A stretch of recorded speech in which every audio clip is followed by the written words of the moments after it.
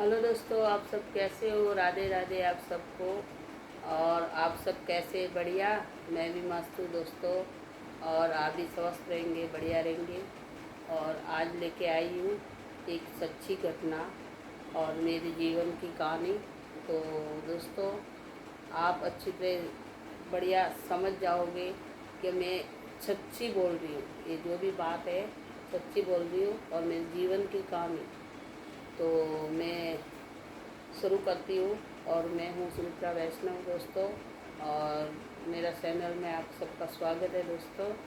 और मैं शुरू करती हूँ कि मेरे जीवन साथी से लगा के और जब माता पिता के घर पे थी वो भी बात बताऊँगी मैं। तो दोस्तों आप सुनिए।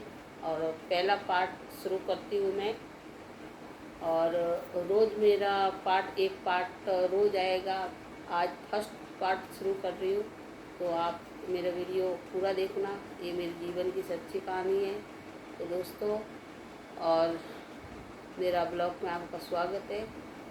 और मैं शुरू करती हूँ कि माता पिता के घर तो सब बच्चे बढ़िया एक हंसते खसते ही रहते, हंसते खेलते ही रहते। और फिर जैसे बड़ी हुई तो बड़ी में बहुत मैं बड़ी हंसते खेलते बिताया। और माता पिता के घर तो एक, चाहे गरीब माता पिता हो चाहे अमीर माता पिता, अपने बेटा बेटी का हमेशा माता पिता के घर खुशहाल ही रहते हैं। तो मैं भी एक माता पिता के एक अच्छा घर में पली बड़ी हूँ दोस्तों। तो फिर वहाँ पे मेरे कोई कमी नहीं आई।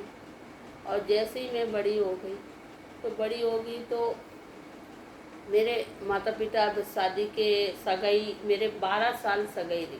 बचपन में मेरे सगाई कर दी तो 12 साल सगाई रह गई। फिर उसके बाद में कि अब बेटी का ब्याह करेंगे। तो ब्याह करने में अब तैयार हो गए, सास ससुर भी तैयार हो गए। और इसका पहले माता पिता ही देखते थे एक बेटी का पति को, लड़का को। तो फिर सगाई हो गई, 12 साल रह गई। उसके बाद अब शादी की तैयारी हो गई। फिर मेरे माता पिता तो मेरे पियर वाले तो बहुत बढ़िया थे, पैसों वाले थे। तो वो धाम धूम से शादी करने में तैयार थे।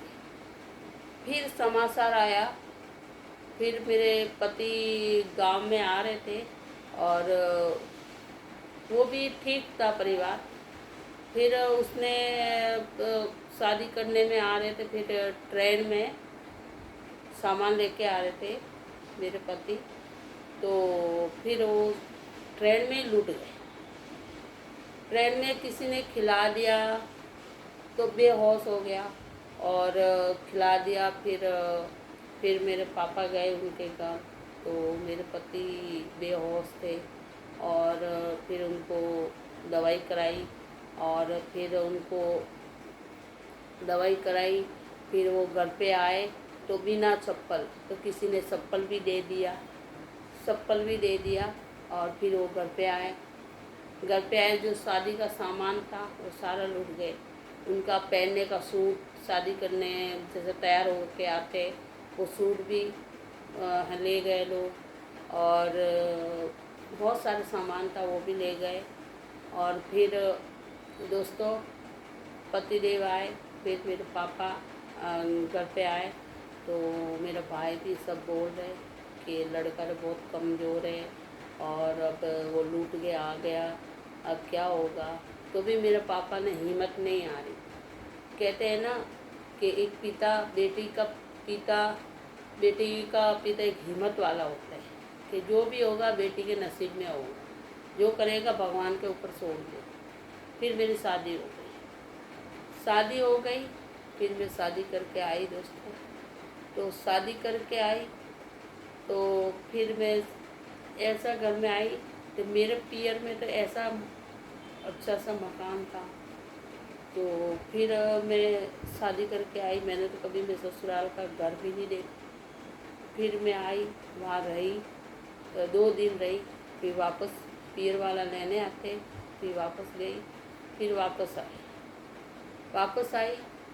फिर मैं, इनका पापा गुजरात में काम करते थे, मेरे जेठानी के पास में, वहाँ सास ससुर सब गुजरात में रहते थे। वो गांव है इलोल गांव, तो इलोल गांव में रहते थे। और जैसे मैं गई तो मेरे जेठानी, 1 साल ही बीता था, मुझे 1 साल भी नहीं बीता था, तो मेरे जेठानी ने मुझे अलग कर दिया और मेरे पति को भी धक्का मार के बाहर निकाल दिया, बाहर निकाल दिया। और फिर हम कहाँ जाए?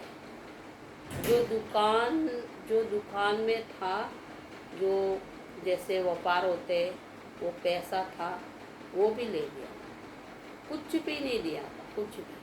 फिर हम दोनों ने, एक नरोड़ा शहर पड़ता है गुजरात में ही, नरोड़ा शहर पड़ता है, उस शहर में हम दोनों रहे।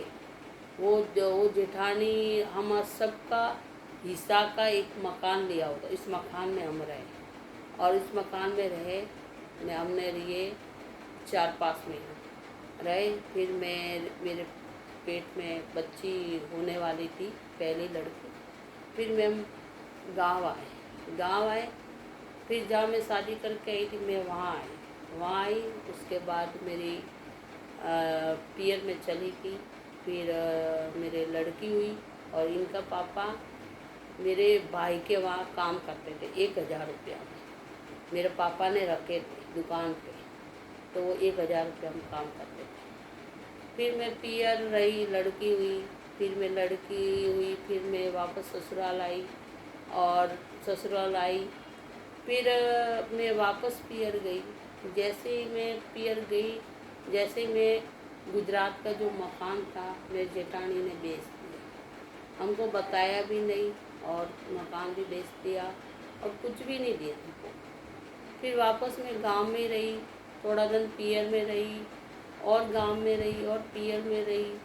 फिर ऐसे करके मेरा पति 1000 रुपया में मेरे पापा के वहाँ काम करते रहे और मेरे पापा ने सपोर्ट दिया।